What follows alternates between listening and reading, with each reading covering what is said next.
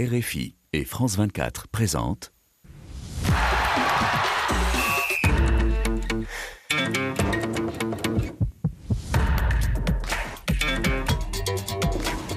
Radio Foot International, le Café des Sports. Olivier Pro. Bonjour, bonsoir à toutes et à tous. Bienvenue au Bistrot, un café des sports plein comme une barrique ce vendredi. Un rapide retour sur un des chocs de la semaine, une projection vers ceux du week-end, les cartons, un coup de peigne et au lit. Alors on dit quoi? Que le Brésil, depuis que nous en avons parlé vendredi dernier, a fait pire. On s'en souvient.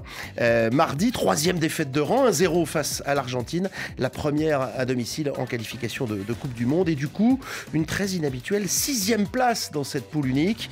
Doit-on s'inquiéter, Chérif Guémour, pour cette Seleção en perdition? Bonjour. Bonjour, alors peut-être pas pour les qualifications, mais pour l'état de la Seleção, si, il y a de quoi s'inquiéter. On est bien d'accord. Projection ensuite vers ce qui nous attend ce week-end, cette coutume.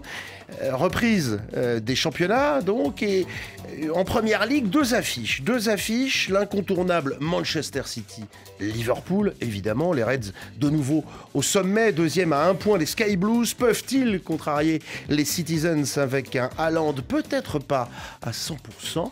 Rémi Ngono, bonjour, un avis sur cette affiche que vous allez regarder, évidemment? Bien sûr que Liverpool va se transformer en coq et peut-être City en poule. Ouais. À suivre. Nous irons ensuite en Allemagne, Rémi, pour parler du Bayer Leverkusen. Leader surprise et bien calé de Bundesliga. 10 victoires, 1 nul et 2 points de plus que le Bayern Munich. Le Bayer en déplacement au Werder ce samedi. L'Italie, enfin, un classique dimanche. Juve-Inter, mais c'est pas de celui-là dont nous allons parler. Dès demain, le Napoli 4e est à Bergame chez l'Atalanta. Son suivant immédiat, un match d'après pour les Napolitains, d'après l'éviction de Rudy Garcia. Il n'y a plus d'entraîneur français, on devrait le faire comme ça. Il n'y a plus d'entraîneur français sur les bancs que vous avez mentionnés. C'était un petit peu ce qu'on entendait à l'époque quand on appelait un faux numéro. Oui, parce que ce démissionnage de Garcia nous ramène à la triste réalité des techniciens français.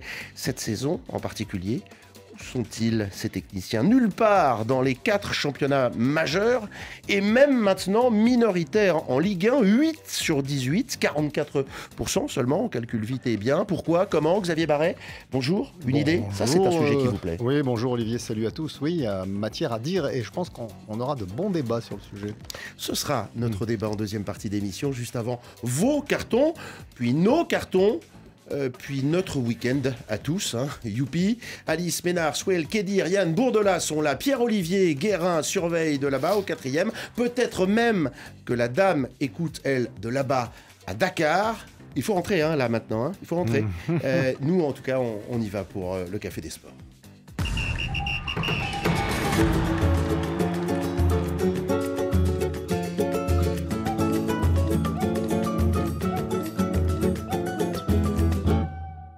Oui, pas bien sûr qu'en ce moment on y danse la samba au Brésil. En tout cas, en ce qui concerne le football. Le pays du foot est celui de la loose en ce moment, soyons très très clairs. 3 défaites de rang, on l'a dit. 1 point sur les 4 derniers matchs. 6e sur 10 d'une poule qui enverra, on le dit assez souvent, c'est l'école des fans, 6 voire 7 sélections au Mondial 2026. Défaite 1-0 à domicile face à l'Argentine mardi soir. Match cata d'un bout à l'autre, d'un côté comme de l'autre. On ne revient pas sur ce qui s'est passé en tribune. On a eu l'occasion d'en parler mercredi soir. On avait aussi évoqué l'Argentine vendredi dernier dans cette même émission avec vous, Xavier, notamment. Non, est-ce qu'on doit s'inquiéter pour le Brésil? Tiens, Chérif, l'homme qui est de passage, on va lui demander un premier avis. Oui, forcément, parce qu'en général, le Brésil réussissait plutôt pas mal ses qualifications. Là, c'est mal parti. Mais alors peut-être qu'il y a le matelas de confiance, comme on dit, qui fait que, bon, comme les 6 premiers partiront... Mais en fait, non, le mal est plus profond. Alors, on va mettre de côté l'absence de Neymar qui tient la Seleção depuis maintenant presque 10 ans, j'ai envie de dire. Donc, il n'était pas là, il est absent. Ça manque de créativité. Il y avait des joueurs comme Paqueta qui étaient a priori désigné pour organiser un peu tout ça. Il est un peu en deçà actuellement. Et je vais juste donner un exemple. Pendant très longtemps, on disait, vous savez, l'équipe du Brésil, c'est simple. Il y a des attaquants. Et dans les buts, on met n'importe qui. Et ça va le faire. Ils seront champions. Et là, c'est le contraire. Les attaquants, bon, il y a Vinicius, évidemment, mais Vinicius n'est pas encore en mesure de porter la sélection sur ses épaules. Surtout. Et le poste le plus fort, en fait, c'est les gardiens, qui ont un vrai statut international, qui sont titulaires dans des grands clubs. C'est Ederson et Alisson. Et un autre exemple, avant, le Brésil brillait par les grands latéraux, les défenseurs latéraux. Il n'y en a plus beaucoup, voire pas du tout. Oui, moi je ne serais pas aussi sévère que Chérif Guémour, parce que je me souviens qu'en 2002, pour la Coupe du Monde 2002, ils avaient eu du mal dans les qualifications. Ils terminent 4e et dernier qualifié de l'AM Sud dans cette zone. Et il y avait 4 places, 4e, et ils sont champions du monde derrière. Donc, le Brésil a tellement de ressources qu'ils vont trouver une équipe, ils vont la reconstruire. Le problème, c'est qu'effectivement, ce qu'a dit Chérif est vrai, Neymar est blessé, Vinicius en plus est blessé. Donc, il y a les cadres, Thiago Silva est trop vieux, Marquinhos s'est aussi blessé. Donc, il y a beaucoup de joueurs qui encadrent cette équipe qui sont pas en état d'être compétitifs, ou qui le seront peut-être plus à l'avenir, donc il va falloir les remplacer. Il y a des ressources, on le sait, mais il faut aussi une vision, et il faut pour ça un sélectionneur qui soit installé dans la durée. Or, aujourd'hui, il faut rappeler une chose, c'est que l'actuel sélectionneur, Fernando Diniz, qui a quand même gagné la Libertadores avec Fluminense il y a quelques semaines, donc il n'est pas un tocard, mais il n'est pas confirmé dans ce rôle. Il est intérimaire, et on annonce toutes les semaines que Ancelotti va venir dans quelques mois. Et qui ne viendra peut-être pas. Et qui viendra peut-être pas. Donc c'est quand même une situation très compliquée à gérer parce qu'il n'y a pas de perspective à moyen terme. Avant d'enchaîner, et parce que mes oreilles bourdonnent dans cette liste longue comme le bras des gens qu'il fallait saluer, j'en ai oublié, mon camarade Frédéric Suto, notre camarade à tous, pardon Fred. Non, mais... Voilà, j'étais parti dans mes titres, mais vous êtes Bonjour là. Bonjour Olivier, l'œil rivé Bonjour, comment ça va sur le prompteur des auditeurs, des téléspectateurs. Le Brésil ne fait plus peur, Joël Bali. Los Angeles, la sélection brésilienne n'a pas de fond de jeu. Robson de Souza qui ironise un peu, le Brésil sans Neymar, c'est la Bolivie. Le problème du Brésil actuellement, ça c'est quoi Ménanan, il est en Côte d'Ivoire, c'est que les joueurs actuels sont des mannequins, des showman, mais pas des footballeurs. Rémi, c'est une question à laquelle vous pourrez tous répondre parce que ça trotte dans la tête quand même. Est-ce que ce Brésil, finalement, ne se remet pas ou tarde à se remettre du fiasco de la Coupe du Monde au Qatar? C'était il y a un an, sorti en quart de finale au tir au but, on s'en souvient, par les Croates, alors qu'ils avaient toutes les clés en main pour aller plus loin et qu'on les voyait bien plus beaux qu'ils ne l'ont été. On a l'impression, un Marquinhos qui avait notamment été en cause sur le dernier but croate, si mes souvenirs sont bons, et raté ensuite son tir au but, et d'autres, est-ce que finalement ça n'est pas encore dans les têtes? Est-ce que ça ne peut pas expliquer ce début de campagne raté pour 2026? Je vais d'abord vous prendre au rebond avec Xavier Barré, qui vous ramène un Brésil de 2002. C'est-à-dire, en ce temps, c'est le vide abyssal. Cela veut dire tout simplement que quand vous me ramenez à la dernière Coupe du Monde, moi je vous dis quand même, le Brésil organise sa propre Coupe du Monde. On se rappelle que ce Brésil-là prend une déculottée historique 7-1 en demi-finale. 7 buts à 1. Contre la C'est resté dans les têtes. C'est resté dans les têtes. Ça aussi, c'est resté dans les têtes. Sans Neymar, déjà blessé, les vertèbres cassées, et match précédent. Le Brésil n'avait pas perdu un match à domicile depuis 1975. Et là, on a découvert que tout reposait finalement sur Neymar, qui a été absent. Mais entre-temps, on a vu que Neymar lui-même n'a plus ses possibilités de pouvoir être ce joueur qu'on croyait promoteur. Donc, pratiquement, il est en train de redevenir les Fabinho et consorts et tout ça. Il n'est pas ce joueur décisif. La preuve, c'est que lorsque vous voyez les Samba d'or ou bien le Ballon d'or, qui est le meilleur joueur actuellement? C'est Vinicius pour la première fois, qui devient le meilleur joueur brésilien. Et pendant ce temps, Neymar est derrière. Et puis, il y a Marquinhos. Donc aujourd'hui, ce Brésil dont toi tu me parles en 2002 avait une possibilité. C'est-à-dire, le Brésil a toujours eu un grand avant-centre pour gagner une compétition. Donc vous pouviez avoir les Bebeto, vous pouviez avoir ne serait-ce que Ronaldo, vous pouviez avoir ainsi de suite. Mais ce Brésil aujourd'hui a commencé à avoir des avant-centres comme Fred. Fred, qui était à Lyon et qui n'avait marqué qu'un seul but. Aujourd'hui, Quel grand avant-centre vous pouvez avoir dans le Brésil. Mais le Brésil a perdu sa flamme. Le Brésil ne produit plus du jeu. Le Brésil ne produit plus la samba, les étincelles. Et comme dit un proverbe africain, un bois trempé ne produit pas la flamme. Ce qu'il y a de bien avec Rémi... corps d'un lion mort, ça ne fait plus peur, nous dit Archiduc. Il ne faut pas s'y mettre aussi, Archiduc. On en a un déjà, c'est breveté. Ce qu'il y a de bien avec Rémi, c'est que je viens avec mes questions, il vient avec ses réponses. C'est le principe de l'émission. Dites-moi, on revient sur la question initiale, qui peut trotter dans les têtes. On l'a évoqué aussi, la demi-finale catastrophique, le 7-1 en 2014. Mais ça fait 10 ans oui, voilà. L'élimination l'année dernière, en revanche, ça c'est juste un an. L'élimination du mondial l'année dernière dans les conditions que l'on sait, on a l'impression depuis que ça tombe plus. Non, mais là ça joue au niveau des grandes compétitions. Il y a d'abord donc la demi-finale perdue en 2014 et ensuite ces 2 quarts de finale. C'est indigne du Brésil. Le Brésil. Je recontextualise quand même par rapport à l'année dernière au Qatar. On était dithyrambique après le 8e de finale contre la Corée du Sud. Oui, Corée du Sud. Et 4 buts marqués en 20 minutes, si je ne m'abuse. On était là-bas avec Cédric de Oliveira, je me souviens. Une affaire pliée. Et on se disait, waouh, cette première mi-temps, mais qu'est-ce qu'ils sont enchanteurs. Qu'est-ce que ça joue, c'est formidable. Ça chambrait un peu aussi. Il y avait une petite polémique. Et puis depuis, patatras. La Croatie, ils doivent gagner. Ils doivent gagner ce match. Oui. Bon, voilà, ils doivent. Non, mais Xavier, ils doivent gagner, mais le mondial d'avant, c'était la même chose. Il faut rappeler une chose, c'est que la Copa América, il y a 2 ans, 3 ans, parce qu'il y en a tous les ans. C'est l'Argentine. Non, oui, mais celle d'avant, c'est eux qui la gagnent aussi. D'accord. Voilà, ils perdent la suivante contre l'Argentine. Mais bon, le Brésil est toujours à peu près là. Et le Brésil, de toute façon, il doit toujours gagner. C'est peut-être le seul pays au monde où la seule place qu'acceptent les torcidas, les supporters, c'est la première. Comme les All Blacks. Voilà. En rugby. Ils ne peuvent pas avoir une autre place. Donc forcément, dès qu'ils ne sont pas vainqueurs, c'est une déception, c'est une désillusion. Donc maintenant, voilà, là ils sont repartis sur un nouveau cycle parce qu'effectivement il y a des joueurs qui sont là depuis très longtemps. On a parlé de Neymar, Thiago Silva encore là, Marquinhos qui se blesse à chaque fois. Et c'est vrai qu'il y a peut-être eu, même s'il y a eu des changements de sélectionneurs, une forme de sclérose du groupe parce que c'était toujours ces tauliers qui étaient là, même si on disait bah ouais peut-être Thiago Silva il faut qu'il laisse la place. Non, il était toujours là. Donc et laisse l'histoire des sélectionneurs parce que je vais te dire à Chelsea c'est un entraîneur intérimaire qui est venu remporter la Ligue des Champions. Ça ne veut rien dire que parce que tu es intérimaire, donc tu ne te fais pas une projection. Même quand on a des contrats de 7-8 ans, alors, on peut se... Depuis, on en parlera tout à l'heure de Chelsea. Depuis, ils ont collectionné les entraîneurs et pour des résultats plutôt calamiteux. Pour en revenir à la spécificité du Brésil... Oui, rapidement, parce qu'il va falloir... Oui, je suis d'accord avec Xavier, on attend toujours beaucoup du Brésil, comme les All Blacks en rugby.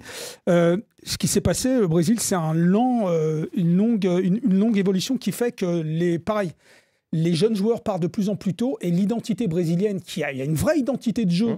Brésil, le dribble, la fantaisie, avec une certaine rigueur tactique. Là, il reste, à mon avis, j'ai regardé un peu les dernières sélections, ils jouent tous en Europe, ils sont relativement partis tôt. Et des joueurs vraiment du championnat brésilien qui a baissé aussi. On va tous se mettre d'accord dessus, même si Fluminense a gagné la Libertadores. Je suis d'accord avec toi. Mais il y a une dilution de l'identité de jeu. Il y a la perte de l'identité. Et ça, c'est très important. Patrick Lagachette nous dit le problème du Brésil, c'est qu'ils ont voulu européaniser. Absolument, on est d'accord. Et c'est un débat qu'on a depuis l'année dernière. Absolument. Je me souviens que ça avait été abordé, cette question de ces jeunes Brésiliens qui partent tôt et de la perte d'identité de jeu du Brésil. On va s'arrêter là parce qu'on en a quand même parlé beaucoup depuis 8 jours. Juste un mot sur l'Argentine. Bon, voilà, on découvre depuis qu'il est champion du monde un Messi peut-être un peu moins sympathique et un peu moins... Voilà, mardi, il n'a pas été irréprochable. Mais surtout, ma question, elle n'a rien à voir avec Messi, mais je voulais glisser une petite méchanceté, c'est gratuit.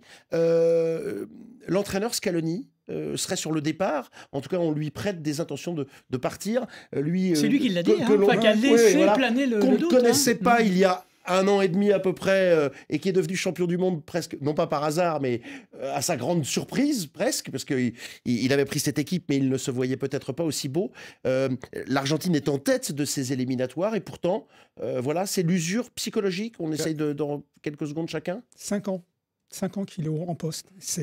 En Argentine, le poste de sélectionneur, il y en a qui sont partis au bout d'1 an et demi. Non, là, ça fait 5 ans, il a atteint ses objectifs, il le parle, et il y a aussi le caractère de l'homme qui a eu des périodes un peu dépressives dans sa vie, s'en est ouvert, donc voilà. Allez, on s'arrête là pour la zone âme sud. On va passer à nos affiches du week-end.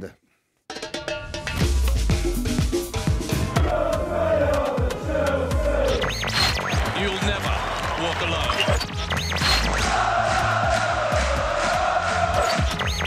Che mostra lo stemma del Napoli. Les affiches du week-end, direction l'Angleterre, évidemment, pour commencer. Comment pourrait-il en être autrement, les enfants? Manchester City, Liverpool, c'est quand même un des matchs qu'on attend saison après saison, qui déçoit rarement. What a game! Klopp, Guardiola, le retour de la revanche. C'est vrai que l'année dernière, voire la saison d'avant, Liverpool y était peut-être un petit peu moins. Il n'y avait plus ce duel. Rémi, vous serez forcément là demain pour voir ce match-là. Ça n'est jamais anodin. C'est Salah contre Haaland. Il y a tellement d'étoiles et ça va tellement vite. Oui, non seulement je confirme que je vais regarder ça avec un appétit gargantuesque, mais surtout, je vais dire que non, à part la saison dernière. Un point d'écart, on le rappelle, entre les deux équipes au tiers du championnat. À part la saison dernière, où on voit que Liverpool avait tout lâché, mais on se rend compte que l'homme qui crée des problèmes à Guardiola, c'est bel et bien Klopp. Il faut savoir que sa première rencontre, d'ailleurs, contre Manchester City, il venait à peine d'arriver. Nous sommes justement en novembre. Eh bien, ça va se passer où? À l'Etihad, il va donner 3 buts à 1. Et depuis, il n'y a plus jamais gagné. Soyons honnêtes. C'était en novembre 2015 et c'est la dernière fois que Klopp est venu gagner à l'Etihad. Mais bon, oui, il n'en demeure pas moins qu'il avait gagné ce jour-là. Oui. Peut-être en Première Ligue, mais en Ligue des Champions. Oui, mais en Ligue des Champions, même en Ligue des Champions, en Première Ligue, il n'y a plus gagné depuis 2015. Mais en Ligue des Champions, il a gagné le quart de finale. Mais on parle de la Première Ligue. Et puis 3-0. Et puis je crois qu'en Première Ligue encore, là, il a dû faire... Bref, Jürgen Klopp réussit tout au moins à maîtriser le système Guardiola. Même si Guardiola a réussi à gagner, mais on sait quand même que les scores, parfois, c'est un grand spectacle avec les 4-3 comme on a pu voir. Donc aujourd'hui, je ne vois pas une différence comme la saison dernière. Parce que aujourd'hui, Liverpool, c'est à peu près comme, justement, on avait vu des saisons en 2019 où juste City va gagner avec 1 point d'écart et parce que c'était à la dernière minute avec le but de Gundogan. Donc aujourd'hui, je crois que lorsque je vois la formule de Klopp qui revient et qui revitalise ses joueurs parce que je les trouvais épuisés et poumonés, je crois que ça peut bien aller. Et d'ailleurs, je crois que le retour d'Alan n'est pas une très bonne nouvelle pour... Manchester City, parce que je crois que même quand Manchester City avait gagné Liverpool la saison dernière, Haaland n'était pas là. Et là, ça avait dépassé un peu Klopp. Avec Haaland, je crois que avec le retour aussi des centraux et une équipe bien au milieu de terrain, ce sera un peu difficile pour City. Erling Haaland qui est revenu touché à la cheville de son élimination avec la Norvège de toute compétition à venir. Touché lors d'un match amical. Oui, touché lors d'un match amical. Alors, il s'est entraîné hier. Un test devait être fait aujourd'hui. A priori, il pourrait être présent. Haaland, c'est 17 buts en 16 matchs depuis le début de saison, toutes compétitions confondues. En face, Salah, qui revient au top niveau. Après avoir failli partir cet été, il a résisté aux sirènes de l'Arabie Saoudite et au pondeur qui va avec. Oui, voilà, 16 matchs, 12 buts pour Salah. Ce duel-là vaut son pesant de cacahuètes. Et c'est vrai que Salah, on en reparle beaucoup. Et avec un Haaland diminué, on se dit que ça peut peut-être... De toute façon, c'est la plus belle affiche du championnat d'Angleterre depuis plusieurs saisons maintenant. Quand Liverpool n'est pas plombé par les blessures, ce qui a été le cas la saison dernière. Oh, il y avait des Chelsea qui faisaient le 3e larron quand même. Oui, mais... Il y a 2-3 saisons. Le face-à-face entre Guardiola et Klopp, c'est quand même les 2 entraîneurs qui sont en poste depuis le plus longtemps en Première Ligue. Ce sont 2 entraîneurs étrangers, un Espagnol, un Allemand, et ils sont en poste depuis 7 ans et 8 ans. Ce qui veut dire que leurs résultats, globalement, sont satisfaisants. Même si Liverpool a eu un raté, ils ne sont pas en Ligue des Champions cette saison. Il y a la possibilité pour Klopp, comme pour Guardiola à Manchester City, de s'installer dans la durée. Donc de faire venir des joueurs, de les recruter, de leur offrir des perspectives. Et le résultat, c'est que chaque fois qu'on voit ces matchs-là, on a un spectacle extraordinaire. Parce qu'on sait que ce sont les 2 meilleurs clubs d'Angleterre, pas seulement cette saison, mais depuis 5 ou 6 ans. Chérif Guémour. Ce qui est intéressant avec ce Liverpool, cette saison, ils ont retrouvé l'impact physique qu'ils avaient, la verticalité, et c'est exactement ce que le Manchester City de Guardiola n'aime pas, c'est-à-dire se faire bousculer, ne pas contrôler entièrement le ballon. Et je pense que cette équipe de Liverpool peut poser des problèmes à Manchester City. De toute façon, c'est ce qu'on espère tous, parce que sinon, peut-être que Manchester City va encore s'envoler. Je ne dis pas qu'ils seront champions, ils sont quand même favoris, soyons honnêtes. Mais ce qu'on attend, c'est que le challenger redevienne le vrai challenger, c'est-à-dire le deuxième, mais susceptible de gagner. On attend tout ça, et une fois de plus, il y a un retour de Salah qui est absolument phénoménal. Diogo Jota aussi. Enfin, il y a vraiment de quoi embêter cette équipe. Qui redevient aussi sacrément intéressant dans son rôle, et ce qui n'était pas le cas la saison dernière. Donc on a un revival, un retour. Et même Matip. Même Matip, oui, bien sûr. On a pas la fibre camerounaise. Beaucoup de pronostics qui tombent. Les supporters de Liverpool, surtout, qui sont de sortie. Canyaloutis, 3-1 en faveur de Liverpool. Goma, Liverpool va gagner 2-1. Henri Joël Bongen, les Reds vont manger les Sky Blues 4-0. Allez les Reds. Et puis Rez Niambi, lui nous dit simplement qu'il est à Brazza et qu'il adore l'émission. C'est sympa. Bon, alors on va le garder. Et puis alors, on va surtout expliquer aux autres, donner cette stat. Manchester City et l'Etihad, c'est quand même 23 victoires de rang, toutes compétitions confondues. 23 matchs qu'ils remportent chez eux. N'oubliez pas que justement toutes les séries doivent s'arrêter. Oui, et justement un petit proverbe à ce sujet. Quand ils étaient justement à 23, qui avait eu à mettre fin à cette série? C'était Liverpool. Mais pas proverbe donc. Juste quelques mots pour un autre match moins clinquant sur le papier, mais intéressant de par les propriétaires et les sous-sous mis dedans. Newcastle, Chelsea. C'est pas inintéressant, deux clubs où l'argent coule à flot, mais où celui du nord de l'Angleterre, des Magpies donc, semble mieux géré, mieux investi depuis 2-3 ans par rapport au panier percé des Blues. Olivier Moussa Diabaté, il n'est pas d'accord, Liverpool City, c'est Chelsea le meilleur club d'Angleterre, donc ça on y arrive, c'est bien, il nous amène la transition. On va attendre un peu pour Chelsea. On va attendre un peu le retour. Oui, on va attendre un peu, parce qu'ils sont 10e. Alors ils ont fait un très bon match, rappelons-le, ils sont 10e, et même Newcastle, ça flambait l'année dernière, c'est 7e. Parce que Newcastle... Ça va éliminer le PSG en Ligue des Champions, non, je plaisante. Pas sûr. Mais parce que pour l'instant, c'est 7e. Newcastle, cette saison, doit effectivement mener de front la Ligue des Champions et le championnat, et c'est quelque chose dont ils n'ont pas l'habitude.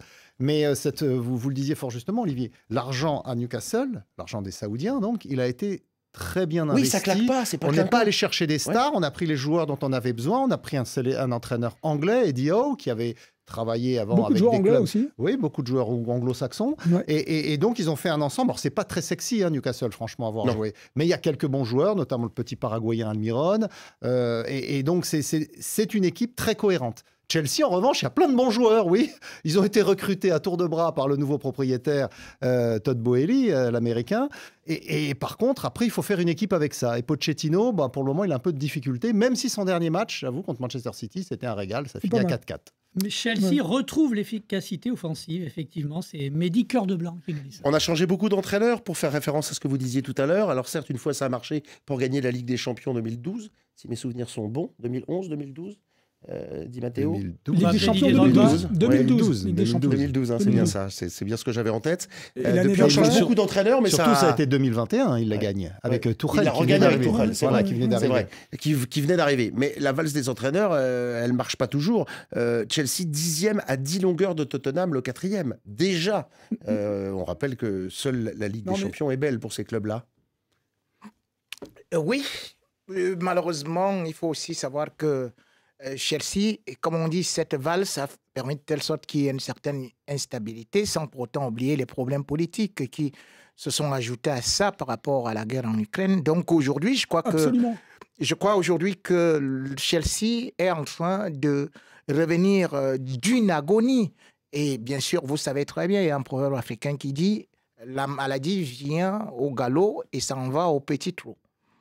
Voilà, c'est bien ça pour passer à autre chose. Ah, shérif, on va proverbe ? Non, juste un petit chiffre. On va rappeler quand même qu'en 18 mois, les recrutements de M. Boehly, c'est 1,2 milliard d'euros. N'importe quoi. 1,2 milliard d'euros.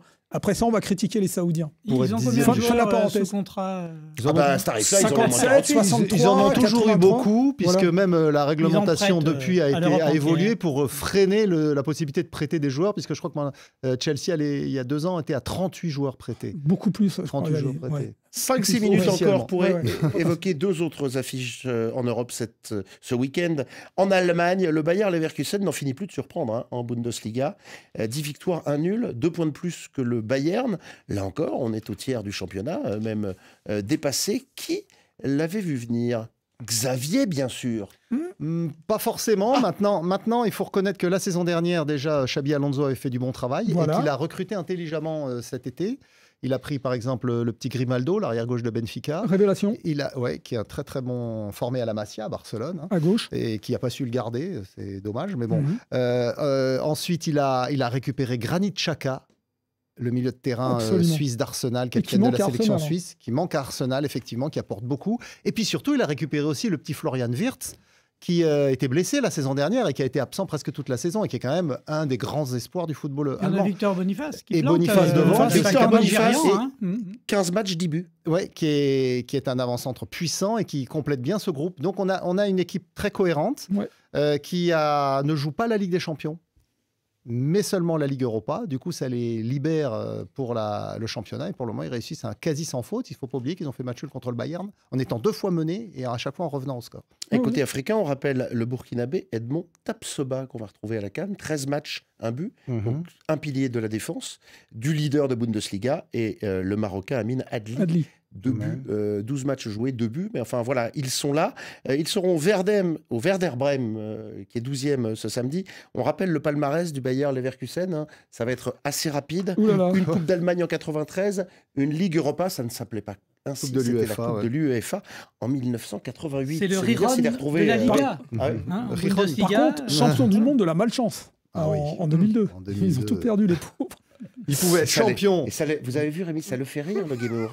Non, Ouais, parce que- voilà, ils ont tout perdu avec le ricanement derrière. Non, parce que je les Aucun regarde. respect Non, pour mais les supporters alors, du figurez-vous Bayer que Leverkusen, je l'ai- qui, comme chacun le sait, sont des millions dans le monde. Non, mais je les suis tous les week-ends. Et c'est une équipe qui m'enchante. La Sincèrement, volée de je Zidane. regarde. Oui, oui. Et comment dire, c'est beau, c'est cohérent. Chacun est à sa place.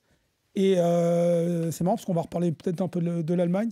Autant je vois Wirtz qui est totalement épanoui à Leverkusen et totalement éteint avec la Mannschaft. Mais tout le monde est éteint avec la Mannschaft. Ça, c'est le côté un peu. Après, Sauf il y a- contre l'équipe de France, Olivier. Oui, Après, c'était il y a- une de leurs 3 victoires Après, de il y la a- saison. il y a- Une de leurs 3 victoires de l'année 2023. Le Bayer Leverkusen, c'est un club très spécial puisque c'est le club de la firme pharmaceutique Bah, il Bayer. fait beau là-bas. Ah, ça, quand vous allez à Leverkusen, je me souviens d'un Bayer Leverkusen Paris Saint-Germain, vous ouvrez la fenêtre de votre chambre d'hôtel Vous avez et là vous avez une ville-usine devant vous. Il y a marqué Bayer. Et là, il y a des tubes, des fumées, des lumières, 24 heures sur 24. Absolument. Et comme tout autour, ça a été détruit pendant la guerre, Ouais. bah, ça a été tout reconstruit, pas avec le meilleur goût, hein, mais bon, les Et Allemands, c'est ils en manquent c'est parfois pour un ça que peu la aussi. plupart des joueurs d'ailleurs habitent à Cologne ou à Düsseldorf. Ah oui, c'est... Parce que Leverkusen, c'est un peu sinistre. Et d'ailleurs, le surnom de l'équipe, c'est le Werkelf, c'est le 11 de l'usine. Ah bah C'est vous c'est- dire, c'est- voilà, c'est- c'est... Et donc, pas possible autrement. depuis plus de 20 ans maintenant, les différents dirigeants se sont occupés à essayer de donner une âme à cette équipe. Parce que c'était un peu... Bon, on venait Le stade est très sympa, hein. C'est un très chouette. la stade. Bayer Arena, oui, ils l'ont complètement refait d'ailleurs. Et il est Jamais jamais... Jamais gardé. Oui, alors ils ont essayé, tous ces dirigeants, d'amener de l'état d'esprit, un esprit d'équipe, un esprit club qui n'était pas vraiment là, puisque c'était le club de l'entreprise. Ils y ont petit à petit réussi. Ouais. Et je pense que Xabi Alonso est en train de transmettre ça sur le terrain aujourd'hui. Parce que lui, qui a joué à Liverpool, qui a joué au Real Madrid, qui a joué dans des grands clubs, qui a été champion du monde et champion d'Europe avec la Roja espagnole, il arrive et vous voyez, quand vous voyez les résultats, ils sont allés chercher des scores nuls ou des victoires, 90+2, 90+4. Il leur transmet cet état d'esprit aujourd'hui sur le terrain. Et c'est pas par hasard, ça va peut-être faire plaisir à Rémi ou pas, mais que Xabi Alonso est sur la short list du Real pour remplacer Ancelotti. Sauf que je peux te dire que cette shortlist-là, c'est Rapidement, plutôt le Bayern qui vient de s'ajouter et on annonce déjà comme d'habitude pour déstabiliser les adversaires que Xavi Alonso sera plutôt du côté du Bayern Munich puisque Ancelotti est en passe de prolonger avec Real Madrid. Et comme Bayern, donc de ne pas aller au Brésil. et comme Bayern Madrid et comme Bayern de Munich a beaucoup d'argent, vous savez très bien la formule en Allemagne, une clé en or ouvre toutes les portes. Ok, ça c'est pas un proverbe africain, il me déroute un peu. On n'était pas habitués, on s'y attendait pas. Mais enfin bon, on va aller quand même en Italie, voir le Napoli sur le pré ce week-end face à l'Atalanta. On l'a dit, match important pour rester parmi les 4 premiers, pour croire encore, pourquoi pas, à un 2e titre de rang. Ils sont champions en titre, pour passer définitivement surtout à l'après Garcia. Osimhen, on ne sait pas s'il sera là, mais il ne peut pas tout faire. On va voir si le problème c'était Garcia ou pas. Vous pensez que ça peut changer beaucoup de choses, Xavier? Non, moi je pense que le problème de Naples, c'est d'avoir un Osimhen en forme et déjà capable de jouer parce qu'il est souvent blessé, et puis surtout d'avoir un Osimhen compétitif. 6 buts en 10 matchs seulement cette saison. Oui, et d'ailleurs, Rudy Garcia, qui le connaissait bien, avait bien compris qu'il fallait qu'il soit performant. Il l'a titillé. Bon, ça s'est pas très bien passé, mais bon. Naples, il y a 2 ans, sans Osimhen, c'était le même jeu, très séduisant, mais ça marquait pas. La saison dernière, Osimhen a été formidable. Ils ont été champions. C'est passé. Mais Donc, je t'avais dit, toi, Xavier je pense Barré, que quand il faut labourer, écorner José Mourinho et d'autres entraîneurs, eh bien, tu trouves que c'est à eux la faute. Mais quand il s'agit de Garcia, oh non, vous savez, Osimhen, vous savez que... Mais non, ce Naples était épatant l'année dernière, était performant. Oui. Et je t'ai dit que Rudy Garcia allait partir. Parce que c'est comme ça. Rudy Garcia, moi, je l'ai trouvé bon uniquement quand il était à Lille. Et depuis qu'il est parti, à la je Roma, il n'a pas trouve été toujours mauvais. La première des saison à la Roma, échecs, les deux premières à la des Roma, échecs. non. Non, avec Rudy Rudy Garcia, Garcia, je t'avais dit qu'il ne finit pas la saison. vous l'avez dit. Ah, mais J'ai gagné. ça. J'ai Non. gagné. Ça, c'est- Et je t'ajoute Vu un comment autre les entraîneurs sont problème, virés, tu prenais pas un gros risque. Hein. Mais Chaque bon. fois qu'il gagne un truc, il peut dire j'ai gagné. Ça lui est pas arrivé depuis Je combien de temps? vais ce te pauvre Rémi donner un proverbe Non. africain. Oh là. C'est le dernier. Avec les cons, plus Voilà. on vieillit, plus les défauts rajeunissent. Moi, je vais y réfléchir plus tard à celui-là. Non, mais- Un tout petit mot, shérif. Non, mais la thématique était bien lancée. On va se rendre compte ce dimanche si l'état du Napoli cette année est dû à l'entraîneur ou aux joueurs. Moi, j'ai vu le début de saison du Napoli. Quand l'équipe était au complète, c'était moins bon que l'année dernière, moins efficace. Osimhen était là, il a raté des pénaltys. Kvaratskhelia n'a pas été extraordinaire. Donc, Garcia a sa part de responsabilité, mais c'est aussi un peu aux joueurs de se remettre en cause. Et ça, on le verra tout au long de la saison. On vient de parler de Rudy Garcia. Ça nous amène au sujet suivant. On va faire en sorte qu'Alice Ménard s'inquiète pas trop, parce qu'elle voit la pendule tourner, elle se dit, tiens, alors on y va. On y va. Allez, c'est parti. Hop, bien posé. Hop, et on accélère. Hop, là. Ouais. Des consignes d'entraîneur en français, voilà bien quelque chose qu'on n'entend plus beaucoup, y compris sur les pelouses de Ligue 1. Nous disions donc que Rudy Garcia avait été écarté du Napoli. Ce pourrait être anecdotique si ce n'était pas qu'il était le seul technicien français en place dans les 4 grands championnats. J'exclus volontairement la Ligue 1, d'abord parce qu'on peut se demander si elle est un grand championnat, mais c'est surtout que même en Ligue 1, on va y revenir. Mais voilà, en Angleterre, en Italie, en Espagne, et puis Angleterre, Italie, Espagne, Allemagne. Ouais. Elle est là, Alice. Ouais. Il n'y en a pas un. Et même en Ligue 1 française, Bah, c'est surtout ça jusqu'à qui est- l'année qui est inquiétant, dernière, voilà, il en y en Ligue avait 1. entre 14 et 16 à peu près. Alors, vous me direz, on est descendu de 20 à 18 clubs. Oui, mais là, on est passé de 14 encore l'année dernière à 8 entraîneurs français. C'est même pas 1 sur 2. Quand on regarde les clubs parmi les premières places, alors c'est vrai, les gros budgets et souvent... voilà, Luis Enrique au PSG et compagnie, mais c'est vrai qu'il n'y en a pas un. C'était Galtier la saison dernière au PSG. Mais je crois que le problème, il est lié à l'histoire récente du football international. 1998, la France gagne la Coupe du Monde, puis dans la foulée l'Euro 2000, et à ce moment-là, l'entraîneur français est très à la mode. Tous les clubs veulent avoir des entraîneurs français. Et puis on a eu des résultats. On se souvient de Wenger à Arsenal, de Gérard Rouillet à Liverpool, voilà. Denwex à la Real Tigana à Sociedad, Tigana à Fulham. Trois Et entraîneurs les en entraîneurs première français sont arrivés avec un savoir-faire, une méthode d'entraînement, une méthode pour notamment formater les clubs. Ouillé à Liverpool. Oui, à Liverpool, bien sûr. Et Mais ils ont apporté beaucoup, notamment lorsqu'il a fallu construire des centres d'entraînement, lorsqu'il a fallu mettre tout ça en place à Arsenal, à Fulham, à Liverpool et dans d'autres clubs. Les entraîneurs français ont su faire. Et puis après, il y a eu les Espagnols qui ont gagné. 2 euros et une Coupe du Monde, l'Allemagne en 2014. Donc, ce sont d'autres entraîneurs qui sont devenus plus à la mode. Et donc, aujourd'hui, en Première Ligue, vous trouvez Klopp, vous trouvez Tuchel, enfin, il n'y est plus, mais vous trouvez des entraîneurs allemands, vous trouvez même des entraîneurs espagnols. Il y a eu Benitez, c'est ce qui n'était pas forcément une évidence. Il y a eu la mode des entraîneurs. Et aujourd'hui, l'entraîneur français est moins coté en moins Ligue 1, coté on a que quand par le même passé. 3 entraîneurs italiens, 2 espagnols, un autrichien, un belge, un portugais, un roumain, un slovène. Et le belge est le plus jeune de tous ces championnats, 31 ans, Will Steele, l'entraîneur de cet immense mais il club a pris le Stade de Reims, bien sûr. Juste, il y en a un que je n'avais pas cité sciemment. Alors évidemment, derrière, notre John Ford à nous, Souel Kedir, était là à me dire mais t'as oublié Zidane, t'as oublié Zidane. Zidane, évidemment, mais on allait y venir. Et je me tourne vers Rémi. Est-ce que Zinedine Zidane, résultat exceptionnel avec le Real, on en croirait presque qu'il était espagnol et madrilène. Non, il est français. Est-ce que ça n'était pas l'arbre qui cachait la forêt? On avait Zidane qui ramenait des Ligues des Champions. Ah, quel entraîneur français. Particulier le cas Zidane, mais il ne vous aura pas échappé, vous non plus. D'abord, pour rappeler à Xavier Barré que c'est pas parce que la France... On revient aux questions. Parce que la France, il a dit un mensonge que c'est en 98 parce que la France gagne la Coupe du Monde qu'on veut les entraîneurs français. Non.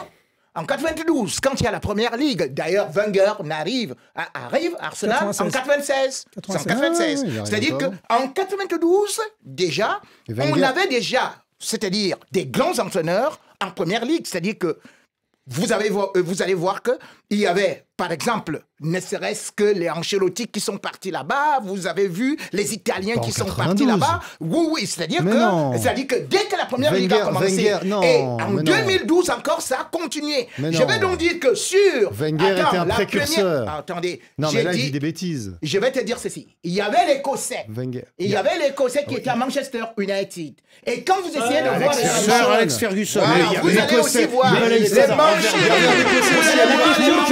vous allez voir les Mancini, les Zola et tout, les 4 de la Première Ligue. Mais je te fais comprendre ceci. Ce que moi je vois, par exemple, concernant certains entraîneurs français, c'est quoi? C'est les gars qui disent qu'on reste en place, on reste en place. Or, avec Zinedine Zidane, c'est quoi? Il est passé à l'école de Ancelotti. C'est-à-dire, il était l'adjoint d'Ancelotti au Real. Et ça fait que le football de Zinedine Zidane, c'était des transitions très rapides. On va pas rentrer dans le détail du football de Zidane. Dans le tempo. Aujourd'hui, quand vous regardez le football français, les gens sont là, derrière, les entraîneurs vous disent que non, ne vous découvrez pas, ne vous découvrez pas, ne vous découvrez pas. Ça ne peut pas être plaisant à l'extérieur. Et c'est pour cela qu'aujourd'hui, vous ne pouvez pas voir des gens comme les Perrin, dont on parlait, comme Laurent Blanc, qui pourtant avait été là et à une certaine période, il est revenu tout simplement au chômage. Vous ne voyez plus rien des entraîneurs français. Ils ne sont plus vendables. Pourtant, Laurent Blanc il a son temps de parole. On va essayer de prendre le nôtre. Zidane qui n'a jamais été limogé, nous rappelle les Oui, il est toujours parti. Donc... Pas de relève en plus. C'est ça aussi qui est inquiétant. On voit pas, on a évoqué Will Steele, les entraîneurs les plus jeunes de ces championnats, ils sont, alors, Will Steele, il est belge, mais sinon on a beaucoup d'Italiens, d'Espagnols qui ont la cote. Il n'y a pas de relève. Il y a Patrick Vieira qui est entraîneur à Strasbourg cette saison. On va suivre ce qu'il fait. C'est pas sa première expérience en France. À Nice, ça s'était pas très bien passé. Mais bon, Julien Stéphan qui vient de revenir sur le banc du Stade Rennais. Il y a des jeunes entraîneurs qui essayent des choses. On nous dit aussi que le diplôme est très compliqué à avoir et que on lit dans l'équipe ce matin, le journal de l'équipe qui a fait 2 pages sur ce sujet, dit c'est impossible d'avoir le diplôme, le DEPF avant 40-45 ans en France. Oui, ça dépend. Il y a différentes filières. Par exemple, pour les anciens champions, ils ont entre guillemets quelques passes droits pour aller un peu plus vite, notamment. Didier Deschamps a entraîné vers, je sais pas, 34, 35, 36 ans. Monaco, rappelle-toi, en 2004. Oui, d'ailleurs, on peut entraîner sans diplôme. Le club paye une amende. C'était le cas d'ailleurs pour Will Steele l'année dernière. Non, je pense qu'il avait le diplôme. C'est toujours le cas, je crois, pour Roland Courbis, qui n'a jamais eu les diplômes. Si on revient d'abord sur le cas français, c'était bien aussi qu'il y avait un appel d'air dans ce championnat où avant c'était très conservateur, on ne va pas se mentir. Et beaucoup d'entraîneurs français, beaucoup d'entraîneurs qui revenaient, qui n'avaient pas fait leurs preuves, mais qu'on reprenait. On ne va pas citer de nom pour être charitable. Donc là, c'est bien. Il y a des nouveaux entraîneurs. On s'est ouvert un peu aux techniciens étrangers, c'est une bonne chose. Beaucoup même. Oui, mais on fera la synthèse. C'est la majorité. On fera la synthèse après. Est-ce que c'était une bonne chose, une mauvaise chose? Tous les championnats font cette expérience. Deuxièmement, au niveau international... Les seuls qui font moins bien que nous, ce sont les Anglais, hein, qui ont vraiment, alors eux, des nulle entraîneurs part. Sauf en Première Ligue, évidemment, mais... Ils en ont 5 en Première Ligue. Sinon, le marché des entraîneurs, c'est un marché qui est hyper concurrentiel, qui s'est ouvert à l'international. Je rappelle que même en Afrique, les positions françaises sont en recul aussi. Oui. Alors qu'avant, on ne va pas tous les citer, mais voilà, on a reculé. Maintenant, il y a des Belges, des Allemands... des Italiens, des Portugais qui coachent les sélections africaines. Mais tu vois, tu as aussi des Franco-Sénégalais, des Franco-Algériens, des Franco-Marocains. Donc l'école des entraîneurs français, elle continue d'être représentée et d'avoir des résultats. Donc on ne peut pas non plus on va célébrer les 50 ans de la formation à la française pour les joueurs. Je ne suis pas sûr qu'elle soit aussi efficace pour les entraîneurs. Maintenant, le profil des entraîneurs français, là je suis d'accord avec Rémi, quand on voit les clubs français, ça ne fait pas rêver. Alors, il n'y a pas que le championnat, il y a aussi les Coupes d'Europe. Au bout d'un moment, quand ça ne gagne pas, on n'est pas attiré. Ensuite, il y a un truc... On me l'a toujours dit depuis 20 ans que cette problématique existe. Les entraîneurs français ne sont pas très bons en langue étrangère. Zidane ne parle pas l'anglais, par exemple. Le français, il parle bien l'espagnol. Il parle bien l'espagnol, Zidane. En langue étrangère. Par rapport aux entraîneurs hollandais, alors là, je rejoins par contre Xavier, mais il y a aussi des modes. À un moment, il y avait les entraîneurs portugais, les entraîneurs hollandais, mais ces gens, ils sont formés, ils parlent très bien les langues étrangères, et surtout, ils viennent de pays où il y a des entités de jeu forts. Pourquoi il y a autant d'entraîneurs espagnols un peu partout actuellement? On ne va pas l'expliquer complètement parce qu'on ne va pas avoir le temps. Voilà. Mais on a compris l'essentiel. Je pense l'entraîneur français ne parle pas une autre langue que la sienne. On espère qu'il va très vite reparler le football universel de tout le monde. Et en attendant, on va passer au carton. Carton jaune. Un carton là. Qui sort un carton jaune. Ouh là là là là, carton rouge. Carton rouge. Dans la confusion. Carton vert. Et après donc ce carton orange aux entraîneurs français en voie de disparition, parlons de vos cartons à vous, les auditeurs. Radio Foot International, bonsoir. Bonsoir Olivier, Chérif, Rémi, Xavier et Frédéric. Ici c'est Hatman depuis la République du Bénin avec un carton de couleur jaune à l'adresse de la Fédération béninoise de football, de Gernot Rohr et des Guépards. Encore une fois, ils nous ont réservé de sales surprises avec une défaite d'entrée et un match nul pour cette campagne de qualification pour le mondial de 2026. À quand un réveil et un sursaut patriotique de la part des Guépards du Bénin? Je m'appelle Ndeye Astou Samboussen, je suis étudiante en 3e année de journalisme au CESTI. Aujourd'hui, je donne un carton vert à la CAF pour avoir permis, disons, aux sélectionneurs de convoquer jusqu'à 27 joueurs. Cette décision va permettre aux sélectionneurs, disons, d'avoir une plus grande marge de manœuvre. Bonjour Radio Foot, bonjour Annie. Moi c'est Nassourdine Mohamed, Comorien vivant à l'île de la Réunion. Mon carton est vert, il est dédié à l'équipe nationale des Comores, les Salakantes, qui a gagné 2 matchs successifs dans le cadre des éliminatoires de la Coupe du Monde 2026. Allez les Verts, on est ensemble. Bonjour, moi c'est Mamadou Kane, je suis journaliste sportif sénégalais. Je donne un carton rouge à la FIFA pour le nombre élevé de trêves internationales destinées aux équipes. Voilà, je pense qu'il est nécessaire de diminuer le nombre de matchs afin que les joueurs se blessent de moins en moins. Parce qu'on a vu l'hécatombe totale, surtout avec la blessure de Gavi avec l'Espagne. Salut à tous, chers téléspectateurs et auditeurs des Cafés du Sport. Salut à vous, chers chroniqueurs, c'est Adignan depuis Marrakech. Carton rouge contre la FIFA pour avoir laissé jouer les mêmes joueurs Yanis Issoufou dans la même compétition, en préliminaire avec le Niger et en phase finale avec la France. Salut, c'est Tidiane Sow, étudiant en licence 3 au CESTI. Bon, je mets un carton vert à Sadio Mané pour sa 5e sélection. Vraiment félicitations à lui. Depuis le début, il fait du bon travail et il doit couronner le tout ça avec une prochaine CAN, Inch'Allah. Félicitations à Sadio Mané. Salut à toute l'équipe de Radio Foot International. Moi, c'est Béchir Brahim depuis N'Djamena. Je donne un carton rouge comme mon t-shirt à l'instance actuelle qui gère le football tchadien. Comment imaginer qu'en 2023, les joueurs devraient restituer leur équipement après un match officiel? C'est vraiment honteux, c'est la honte pour le Tchad. Merci. Bonjour Radio Foot, bonjour à tout le monde. Moi c'est Souleymane Jules à Dakar au Sénégal. Moi, je donne un carton vert aux académiciens du Sénégal. Donc, de plus en plus, on voit l'ascension des joueurs sénégalais sur le plan régional, continental, je dirais même international. Donc, bravo à tout le monde. Donc, voilà quoi. Et que les autres pays africains aussi le fassent. Donc, bravo à tout le monde. Je vous suis depuis la RDC, précisément Lubumbashi. Salut les amis, moi c'est Narcisse Paul. Je profite pour donner un carton vert à l'équipe portugaise pour leur qualification en Euro avec 30 points. Vraiment, c'est ultra. Big dédicace à vous, les amis. Sans oublier mon vieux Rémi Kono. Bye. Salut tout le monde, je suis sénégalais. Mon nom est Djong Mohamed, j'habite à Rufisque dans la commune de Sangalkam et je suis le fondateur de Top Info. Alors, carton vert à l'équipe nationale U17 du Sénégal. Les Lionceaux n'ont guère démérité. Ils ont fait un bon match face à la France. Il ne manquait que le but victorieux qui n'est finalement pas venu. Ils n'ont pas concrétisé leurs occasions. Je suis déçu, mais fier quand même. Car les garçons du coach Serigne Saliou Dia ont mouillé le maillot et nous ont fait rêver. Félicitations aux Bleus de la France. Merci à Madame Annie Gasnier et à mon cher aîné du CESTI, Romain Gara. Ciao. Merci. Alors voilà pour les cartons de nos auditeurs, de nos téléspectateurs, téléspectatrices et auditrices aussi. On l'a vu du côté de Dakar. Votre carton, Xavier? Jaune. Jaune qui aime bien, châtie bien. La Norvège, on avait envie de les voir à l'Euro, à la Coupe du Monde déjà, avec Erling Braut Haaland comme tête de pont, comme figure de proue. Et ils sont encore éliminés. Même pas barragistes.